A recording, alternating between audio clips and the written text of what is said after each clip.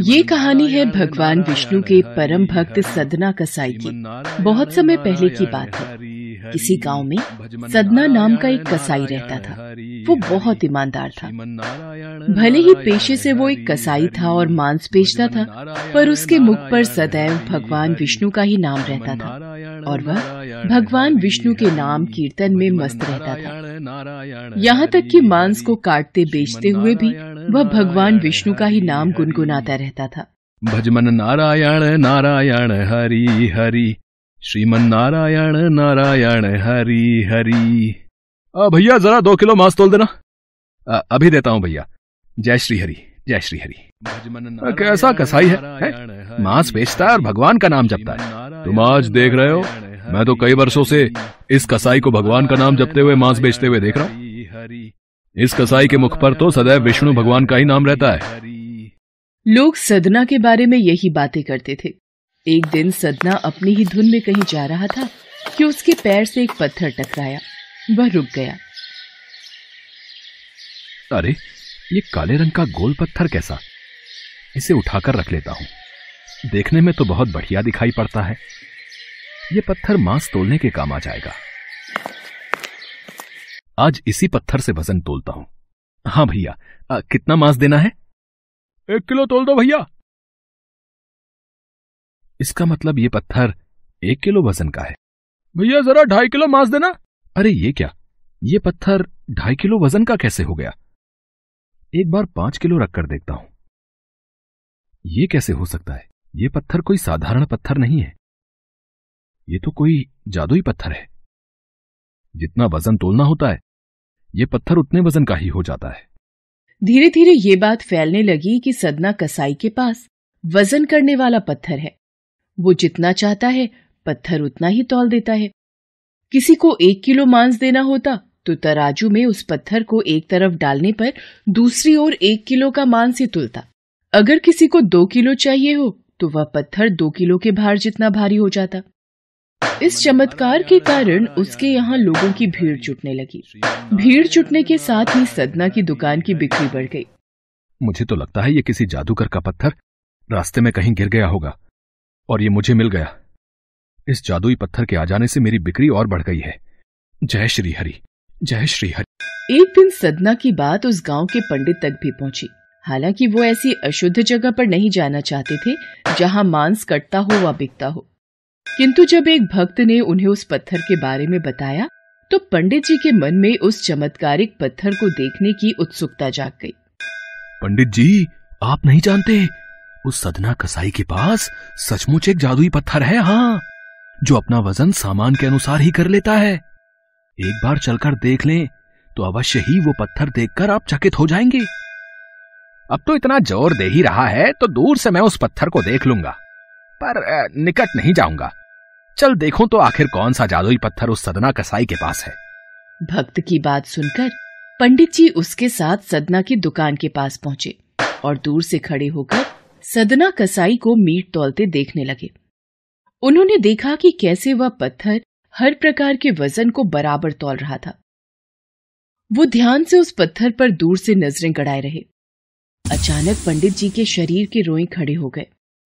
ये कैसे हो सकता है? ये पत्थर तो मुझे इस कसाई के पास जाकर बात करनी ही होगी। अब पंडित जी, आप और मुझ कसाई की दुकान पर मैं आश्चर्यचकित हूं। आइए, कृपा करके यहां बैठिए। मैं आपकी क्या सेवा कर सकता हूं? सदना, तुम्हारे इस चमत्कारिक पत्थर को देखने के लिए ही मैं तुम्हारी दुकान पर आया हूं। या यूं कहें कि ये चमत्कारी पत्थर ही मुझे खींचकर तुम्हारी दुकान पर ले आया है। पर शायद तुम इस बात से पूरी तरह अनजान हो। तुम जिसे पत्थर समझकर मांस तोल रहे हो, वास्तव में वो शालिग्राम जी हैं, जो कि भगवान विष्णु का स्वरूप है। तुम ये नहीं जानते, शालिग्राम जी को इस तरह गले कटे मांस के बीच में रखना व उनसे मांस तोलना बहुत बड़ा पाप है। भगवान विष्णु का पत्थर शालिग्राम? पंडित जी, फिर तो मैं बहुत बड़ा पाप कर रहा हूं। मुझसे भूल हो गई। श्री हरि, मुझे क्षमा करना। मैं आपके इस रूप को पहचान नहीं पाया।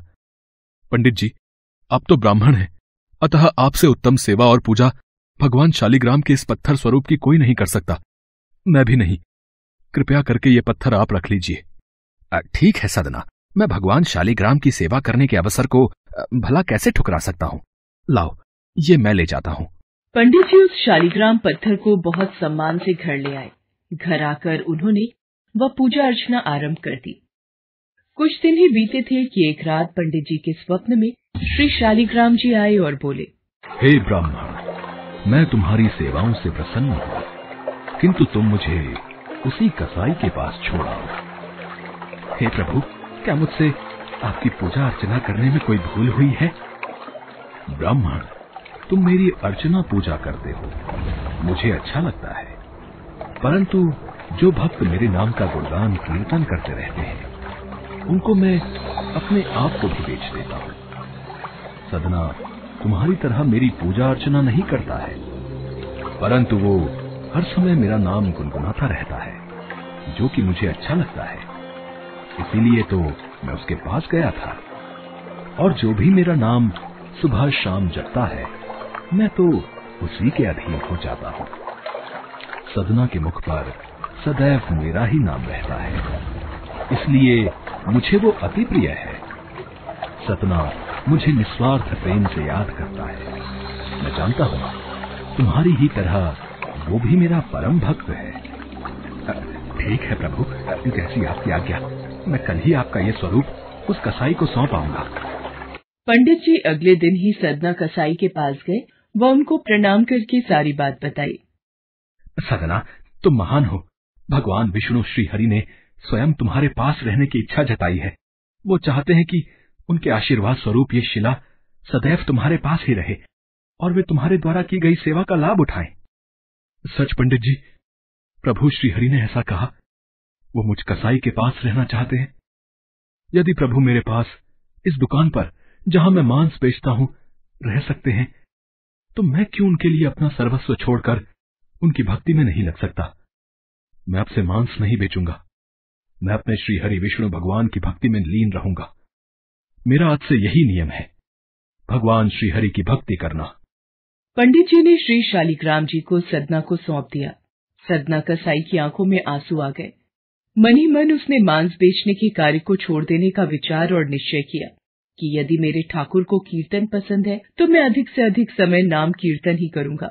आगे चलकर सदना कसाई भगवान विष्णु के परम भक्त कहलाए और उनकी कीर्ति व नाम चारों दिशाओं में विख्यात हो गया।